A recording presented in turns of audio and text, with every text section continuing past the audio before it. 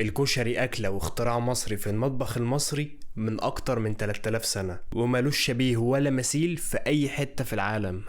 أي حتة. بيقول المؤرخ مانيتون السمنودي في كتاب أسفار التكوين إن في أكلة مصرية اسمها الكوشير، ودي كانت الفطار عند المصريين القدماء.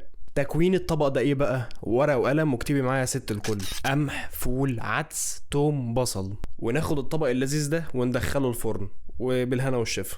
وبعد كده اليهود بدلوا حبوب القمح دي وحطوا بدلها رز، وسموه بدل الكشير الكشري. انت كداب يا حرس، كداب.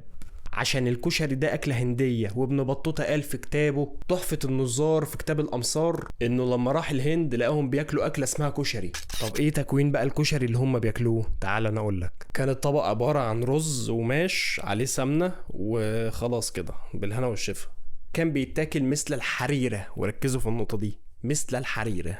طب هو يعني ايه ماش؟ ماش دي حاجة من نوع من انواع البقوليات كده، دي ما دخلتش مصر قبل كده. هتلاقوها في اي دولة من دول الخليج. هتروح السوبر ماركت هتسأل عن الماش هتلاقيه، بص هو لونه اخضر مصفر كده زي ما انت شايف.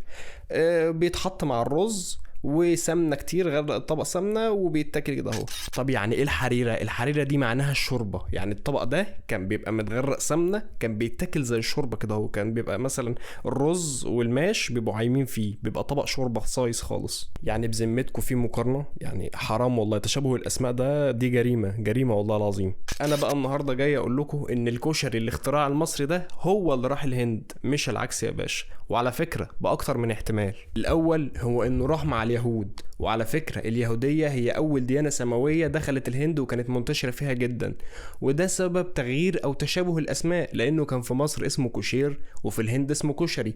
والاحتمال التاني إنه راح مع المسلمين المصريين لغاية بلاد السند والهند. يعني في الأول وفي الآخر هي راحت هناك متأخرة كمان.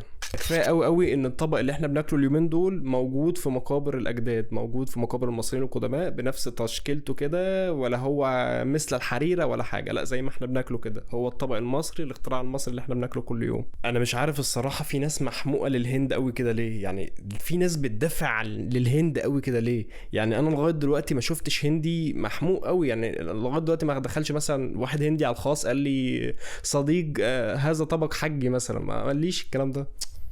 غريبة.